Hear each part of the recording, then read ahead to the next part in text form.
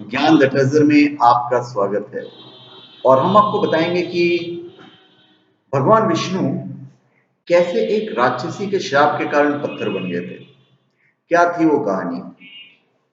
पौराणिक काल में एक लड़की थी, उसका नाम था वृंदा। राक्षस कुल में उसका जन्म हुआ था। वृंदा बचपन से ही भगवान विष्णु जी की परम भक्त थी। बड़े ही प्रेम से भगवान की पूजा किया करती थी। जब वो बड़ी हुई तो उनका विवाह राक्षस कुल में दानवराज जलंधर से हो गया। जलंधर समुद्र से उत्पन्न हुआ था। वृंदा बड़ी ही पतिव्रता स्त्री थी, सदा अपने पति की सेवा किया करती थी। एक बार देवताओं और दानवों में युद्ध हुआ।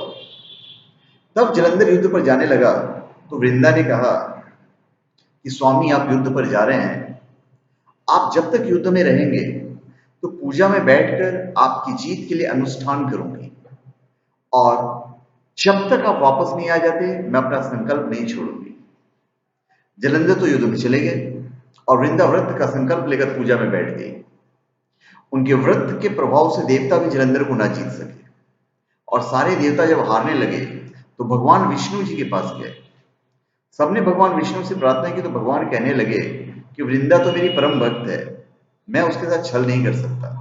पर देवता बोले, भगवान दूसरा कोई उपाय भी तो नहीं है, अब आप ही हमारी मदद कर सकते हैं। भगवान ने जलंधर का ही रूप रखा और वृंदा के महल में पहुंच गए। जैसे ही वृंदा ने अपने पति को देखा, वे तुरंत पूजा से उठ गई और उनके चरण छू लिए।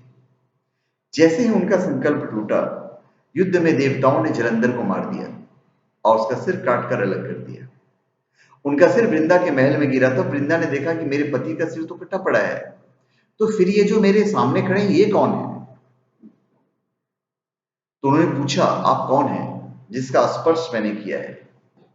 तब भगवान अपने रूप में आ गए, पर वे कुछ ना बोल सके। वृंदा सारी बात समझ गई और उसी वक्त उन्होंने भगवान को श्राप दे दिया कि आप पत्थर के हो जाओ। भगवान तुरंत पत्थर के हो गए। सभी देवता हाहाकार करने लगे, लक्ष्मी जी रोने लगी और प्रार्थना करने लगी। तब वृंदा जी ने भगवान को वापस वैसा ही कर दिया और अपने पति का सिर लेकर वे सती हो गई। उनकी राख से एक पौधा निकला। तब भगवान विष्णु जी ने कहा कि आज से इनका नाम तुलसी है और मेरा एक रूप इस पत्थर के रूप में रहेगा, जिसे शालिग्राम के नाम से तुलसी जी के साथ ही पूजा जाएगा, और मैं बिना तुलसी जी के प्रसाद स्वीकार नहीं करूंगा। तब से तुलसी जी की पूजा सभी करने लगे और तुलसी जी का विवाह शालिग्राम जी के साथ कार्तिक मास में किया जाता है। देवउठनी एकादशी के दिन इस तुलसी विवाह के रूप में मनाया जाता है।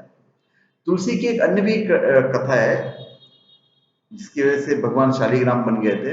वो भगवान शिव से रिलेटेड है। तो पर ये भी शास्त्रों में दिया हुआ है, तो ये मैंने आपको बताया है। तो धन्यवाद। आप हमारे चैनल पर सब्सक्राइब करें और अपने कमेंट दीजिए। धन्यवाद।